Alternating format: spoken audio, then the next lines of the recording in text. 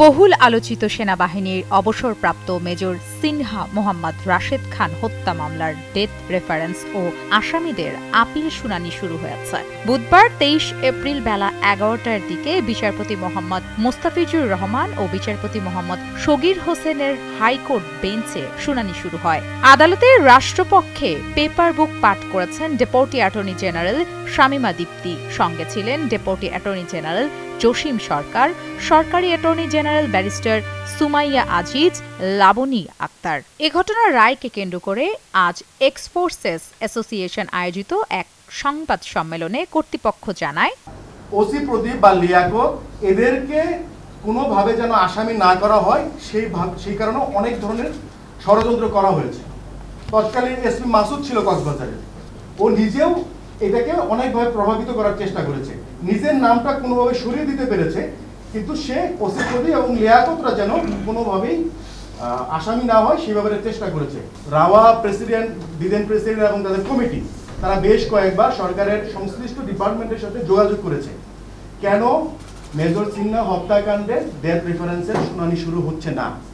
অবশেষে বিভিন্ন কারণে আমাদের মাননীয় প্রধান বিচারপতি এই বিচারটাকে, এই রায়টাকে প্রায়োরিটি দিয়েছে। শুধু তাই নয়, আসিয়াস, তনু ও পারভেজ সহ জুলাই আগস্টের গণহত্যার বিচারের দাবি জানিয়ে বলেন, কেন সেটার বিচার হচ্ছে না।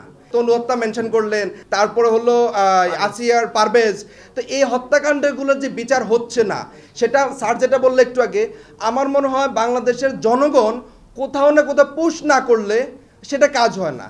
আমি আপনাদেরকে, আমরা সবাই, এই যে আইন উপদেষ্টা, তার প্রধান উপদেষ্টা, আমরা আপনাদেরকে নমিনেটেড করেছি যে আসিয়া হত্যার বিচার সে কার্যক্রম ৭ দিনের মধ্যে শেষ করার কথা ছিল, সেই তদন্ত শেষ করার ছিল, সেই তদন্ত রিপোর্ট কোথায়?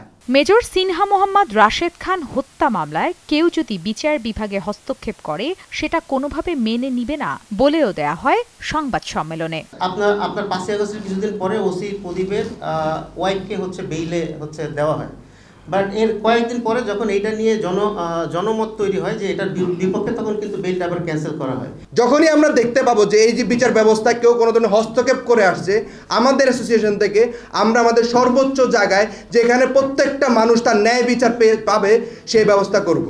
২০২০ সালের ৩১ জুলাই রাতে কক্সবাজার জেলা টেকনাফে মেরিন ড্রাইভ সড়কের শামলাপুর পুলিশ চেকপোস্টে অবসরপ্রাপ্ত সেনা কর্মকর্তা মেজর সিনহা মোহাম্মদ রাশেদ খান পুলিশের গুলিতে নির্মমভাবে প্রাণ হারান।